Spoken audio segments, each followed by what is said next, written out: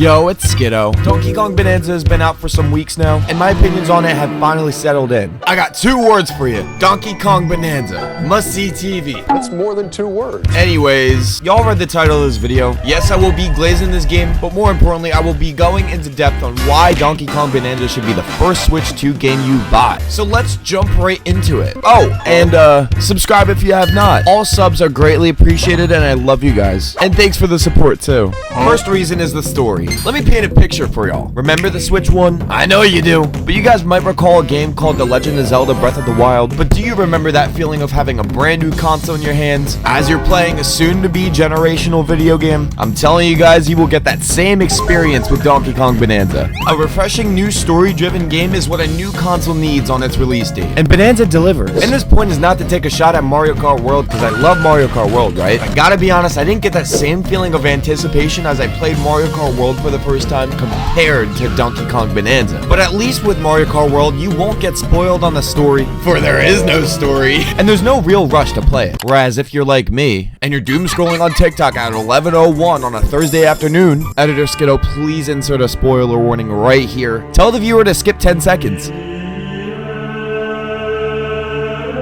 You get spoiled on a very prominent Donkey Kong character. You good, T-Mars?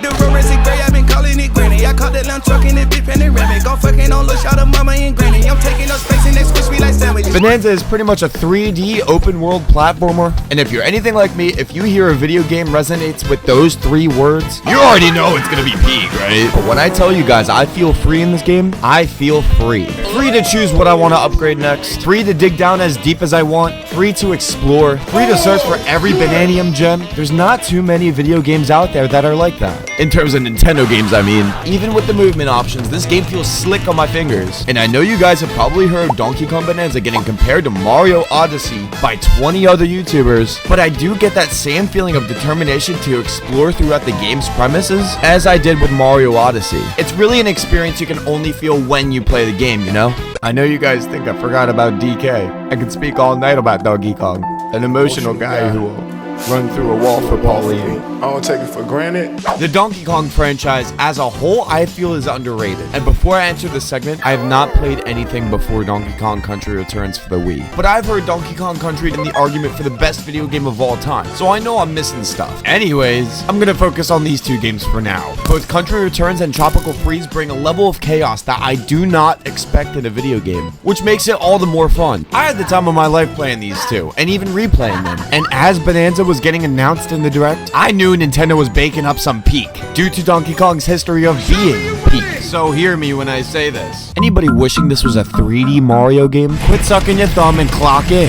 We don't need that opinion. DK Sweet! Bananza has really been a breath of fresh air for me. There's so much to do, so much to destroy, the progression of the story, the pacing. There's a lot of new aspects that this game brings to the table. Not to mention, it also brings to the table. But the one thing I love about this game is that there's no invisible barriers. You know, those games that won't let you progress until you've done one thing beforehand. Bananza says, fuck that. Keep going, twin. I mean, with the amount of movesets that DK has, they kind of had to implement that. But then again, I'm all for it. Moving on to the characters. I'm definitely loving DK's new design compared to the old one. Not to hate on the old one, don't get me wrong. But with the direction that Donkey Kong is going in, I feel like this was a must-needed change. Alongside that, Pauline. I love her character and how important she is to the story. And as you progress, you get to see her become a little more extroverted than before, with each concert that DK and Pauline holds. And the designs of the elders are immaculate. Hey man, we got the ostrich rocking Tims. I don't know, I think they're just a cool addition and something that I'm not expecting when I'm playing a Donkey Kong game, you know? To call Donkey Kong Bananza's ending good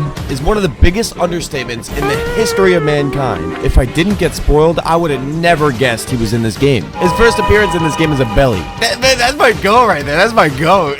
Then he smacks the shit out of Void Kong, that fraud, and it turns into one of the best finales I have ever played, and I've played some good finales. There's only one one video game character that could show up at the end and steal the whole plot, and that's King K. Rool. And in the final few minutes that King K. Rool is active, they capture his entire persona perfectly. Also, side note, in that cutscene where the lava is rising up on New Donk City, what the fuck happened to the citizens that were just shown? Like, there's no way all of them got into a building, climbed all those stories, they straight up died. First Nintendo villain in a long time that is filled with nothing but hatred. I'm pouring some honey on him because that's my goat. The boss fights alone are amazing. They have you utilizing every single Bananza ability in the game, and he's built like an Elden Ring boss. Twice. And Nintendo just said, fuck the 3-hit gimmick. Beat him till he's gone. I'ma keep it a buck. No Milwaukee. I'd pay $70 for this ending sequence alone. That's how good it was. At the time of recording this, I just hit 1,700 subs, and I want to emphasize how much I appreciate you guys for the love. But that'll be it for this video. Check out the streams in the link in the description. We have fun over there, I swear, on everything. And I'll catch y'all at a later date. Bye.